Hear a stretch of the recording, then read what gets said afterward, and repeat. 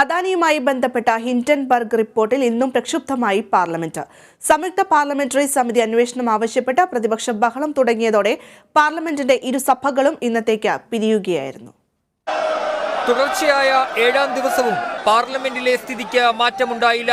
രാവിലെ ലോക്സഭാ നടപടികൾ ആരംഭിച്ചപ്പോൾ തന്നെ പ്രതിപക്ഷം മുദ്രാവാക്യം വിളികളുമായി രംഗത്തെത്തി. അദാനിയുമായി ബന്ധപ്പെട്ട ഹിൻഡൻബർഗ് റിപ്പോർട്ടിലെ പരാമർശങ്ങൾ സംയുക്ത പാർലമെന്ററി സമിതി അന്വേഷിക്കണമെന്നാവശ്യപ്പെട്ടായിരുന്നു പ്രതിഷേധം. പ്ലക്കാർഡുകളുമായി പ്രതിപക്ഷാംഗങ്ങൾ നടുത്തളത്തിലിറങ്ങി.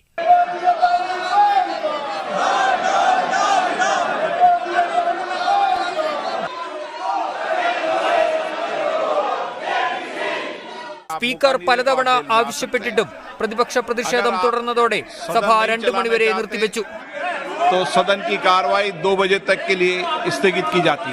അദാനി വിഷയം സഭ നിർത്തിവെച്ച് ചർച്ച ചെയ്യണമെന്നാവശ്യപ്പെട്ട് രാജ്യസഭയിൽ കോൺഗ്രസ് നോട്ടീസ് നൽകിയിരുന്നുവെങ്കിലും അധ്യക്ഷൻ പരിഗണിച്ചില്ല.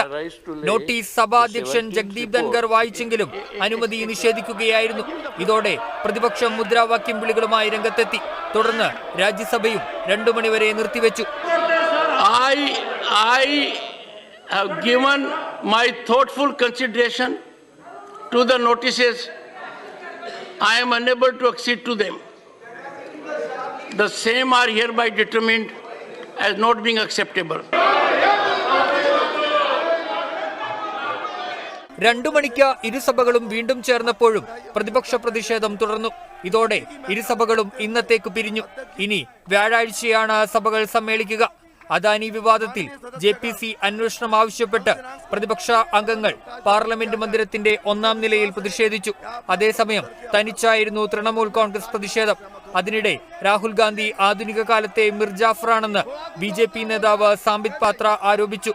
അതേസമയം UK പ്രസംഗത്തിൽ രാഹുൽ ഗാന്ധി മാപ്പ് പറയില്ലെന്ന് കോൺഗ്രസ് അധ്യക്ഷൻ മല്ലികാർജുൻ ഖാർഗെ ഇന്നും ആവർത്തിച്ചു. National desk, Kerala vision news.